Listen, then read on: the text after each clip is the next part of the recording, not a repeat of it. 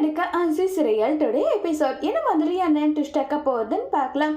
ரொம்பவே ஃபீல் பண்ணிட்டு வருத்தப்பட்டுட்டே வந்து இருக்காங்க. முத்து வந்து மீனாவை என்னங்க என்ன நீங்க யோசிச்சுட்டு இருக்கீங்கன்னு சொல்லி கேட்குறாங்க.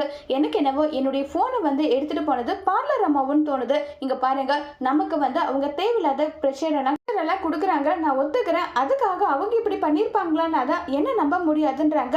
உனக்கு எதுக்கு சந்தேகம்? நீ வேணும்னா வந்து சிட்டி மூலியமா வந்து ஏதாவது தெரியுமான்னு பார்க்கலான்னு சொல்லிட்டு சத்யாவை வச்சு கேட்க சொல்றாங்க. சத்யாவை வந்து சொல்லிட்டு இருக்காங்க, எனக்கு தெரிஞ்ச ஃப்ரெண்டு மூலியமா நான் கேட்டேன். அவங்க வந்து சிட்டி மூலியமா இந்த வீடியோ லீக் ஆகலன்றதை மட்டும் அவங்க சொன்னாங்க. ஆனா எப்படி ஆச்சுன்றது தெரியலன்றாங்க. சரி விடு, நீ மறுபடியும் போயிட்டு சிட்டி கிட்ட பேசுற வேலை அதெல்லாம் வேண்டாம், நீ உன் வேலையை பாருன்னு சொல்லிட்டு சத்யாக்கு அட்வைஸ் பண்ணிட்டு மீனா போனை வச்சுடுறாங்க.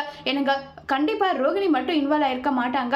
அப்படின்னா வேற யாரு வந்து இன்வால்வ் ஆயிருப்பாங்க? வித்யா கிட்ட கேட்டா எதுவும் ஒன்றும் தெரிய போகுது. வித்யா கண்டிப்பா சொல்ல மாட்டா. சரி, நம்ம தாத்தா கிட்ட அந்த போட்டோவை அனுப்பி கேட்டா அது யாருன்றது தெரிஞ்சிடல. ஆமா, அப்படின்னா நீ என்ன பண்ற? ரோகிணியோட போட்டோ வந்து என்னுடைய போன்ல இருக்கா, அது பிரச்சனை கிடையாது. வித்யாவுடைய போட்டோ இல்ல, அதுக்கு என்ன பண்ணலாம்? நான் போயிட்டு வித்யாவோட போட்டோவை எடுத்துட்டு வரேன்னு சொல்லிட்டு நேரா வித்யாவோட வீட்டுக்கு போறாங்க. இந்த ட்ரெஸ்ல நீங்க அழகா இருக்கீங்க, சூப்பரா இருக்கீங்க நல்லா சொல்லி வித்யாவோடைய போட்டோவை எடுத்துட்டு அங்கிருந்து கிளம்பி போறாங்க. அங்கிருந்து கிளம்பி போயிட்டு தாத்தா இந்த போட்டோ தான் இவங்க வந்தாங்களா இல்லையன்றதை கேட்கணும்னு சொல்லிட்டு அவங்களுடைய பேரனுக்கு கால் பண்றாங்க. நான் வெளியில வந்துட்டு இருக்கேன், இன்னும் 2 நாள்ல இந்த விஷயத்தை பத்தி நான் சொல்றேன்னு சொல்லிட்டு முத்து கிட்ட சொல்றாங்க. இன்னும் 2 நாள் தான், அதுக்கப்புறம் எல்லாமே தெரிஞ்சிடும்னு சொல்லிட்டு முத்து பயங்கர கோபத்துல இருக்காங்க. இன்னொரு பக்கம் ரோகிணியும் வித்யாவும் மாறி மாறி சண்டை போட்டு இனி முகத்திலேயே முழிக்க மாட்டேன்னு சொல்லிட்டு ரொம்பவே கோபமா அங்க இருந்து போனதை நினைச்சு பயங்கரமா வருத்தப்பட்டுட்டு இருக்காங்க.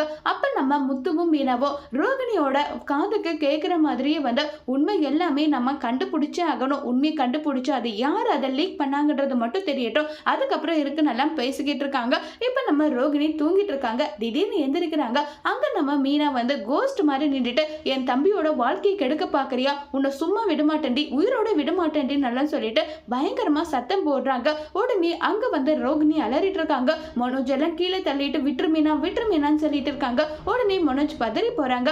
இப்ப ரோகிணி மனோஜ் கிட்ட உண்மையை சொல்லுவாங்களா இல்லையங்கிறத வரப்போற எபிசோட்ல வெயிட் பண்ணி பார்க்கலாம்.